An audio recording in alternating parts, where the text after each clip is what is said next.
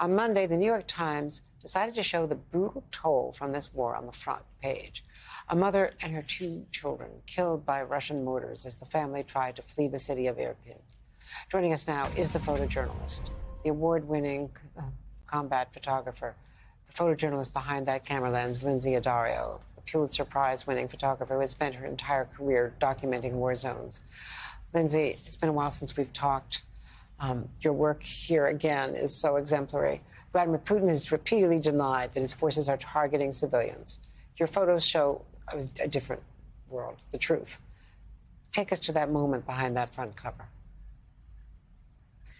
Well, I went on Sunday morning to what I thought would be a steady stream of civilians trying to make their way out of Irpin. We had seen the images of the bridge, the broken bridge, and people trying to make their way across. And for me, it was a known civilian evacuation route. So I was quite confident that I would just go and photograph the civilians. Shortly after I got there, there was a series of mortar strikes. The first one about 200 meters from where we were. They progressively got closer and closer, about 3 to 4 minutes apart. I was photographing. People continued to stream with their kids, dragging their children, dragging the elderly. Ukrainian soldiers were desperately trying to bring them to safety, running out, grabbing their pets, their children, everything. And the mortar rounds were getting closer and closer. And I remember looking through my camera lens, being furious, thinking, how could anyone spray an area with mortars that is known to be with children and women? And lo and behold, a round landed about 30 feet from where we were, if that, and about the same distance to where the family was. That was a mother and her 2 children were killed, along with a family friend or someone who was from the church in the area who was sort of ushering them to safety. So you're a photographer, you're a journalist, photojournalist, you're a mother. What was going through your head? How do you stand back and continue working? You know, in those moments, they're quite chaotic because obviously we had just narrowly escaped death. And I was trying to figure out if I was wounded because I felt the spray of gravel all over my neck. And I turned to my colleague, and if you've seen the video, I was quite worked up. And I said, "Am I bleeding? Am I bleeding?" He said, "No."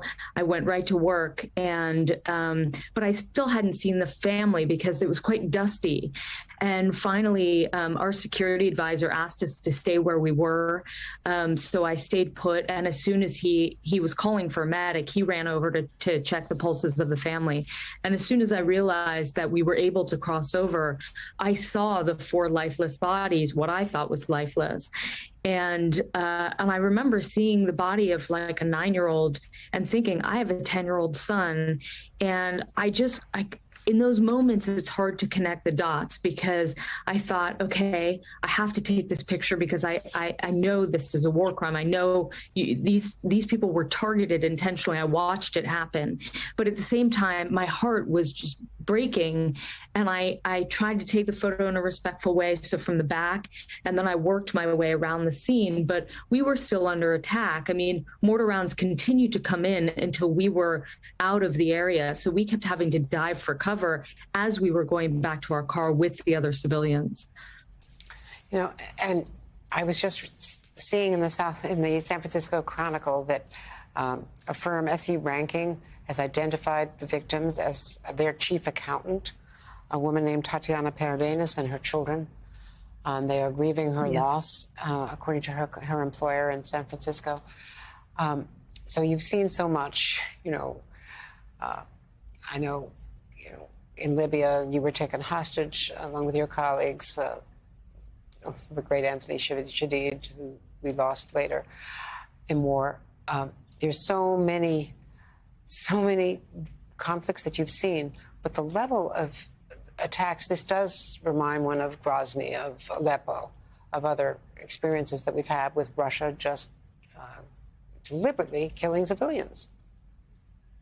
I mean, a maternity hospital was just bombed in Mariupol. I mean, it is astonishing how anyone can bomb a maternity hospital with women in labor, women with newborns.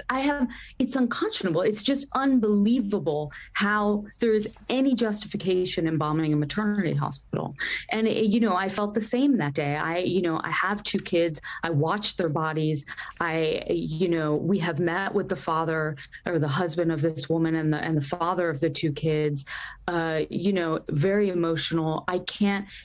It's unbelievable what people are going through right now.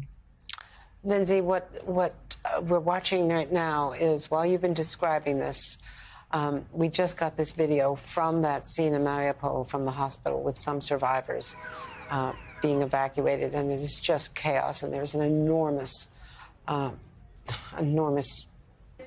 level of devastation there, and a mother and child coming out, and others from where they'd been sheltered. So it's just, it's devastating. But I can't describe my admiration, the level of my admiration for you, and thank you for what you and your colleagues are doing to show the world what is going on, our colleagues in the field. I know the human toll, I can imagine it, but thank you so much for everything you're doing. You're bearing witness. Yeah, I mean, it's the collective effort. There are a lot of us journalists on the ground, and I think collectively our coverage hopefully will tell what's going on. Lindsay Addario, thank you.